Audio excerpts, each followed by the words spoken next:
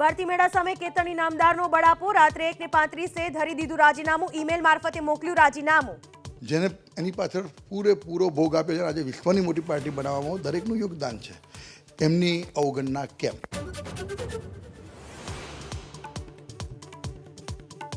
કેતન ઇનામદારને મનાવવાના પ્રયાસો સાંસદ રંજનબેન અને અક્ષય પટેલ કેતન ઇનામદાર સાથે કરશે વાતચીત ઇનામદારના સમર્થકોની પણ રાજીનામાની ચીમકી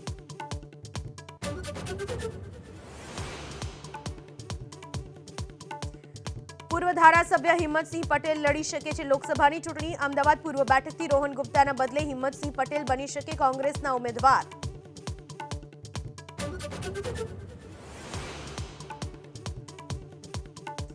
બનાસકાંઠાના ધાનેરાના પૂર્વ ધારાસભ્ય જોઈતા પટેલ આજે કમલમમાં કરશે કેસરિયા પૂર્વ ધારાસભ્ય સાથે 25થી વધુ હોદ્દેદારો અને 100 કાર્યકર્તાઓ જોડાશે ભાજપમાં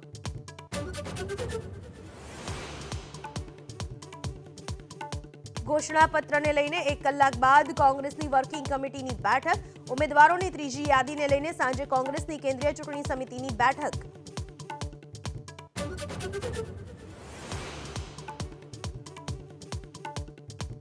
પ્રધાનમંત્રી મોદીનું મિશન દક્ષિણ યથાવત થોડીવારમાં કેરળના પલક્કડમાં ભવ્ય રોડ શો બપોરે 1 વાગે તમિલનાડુમાં જનસભા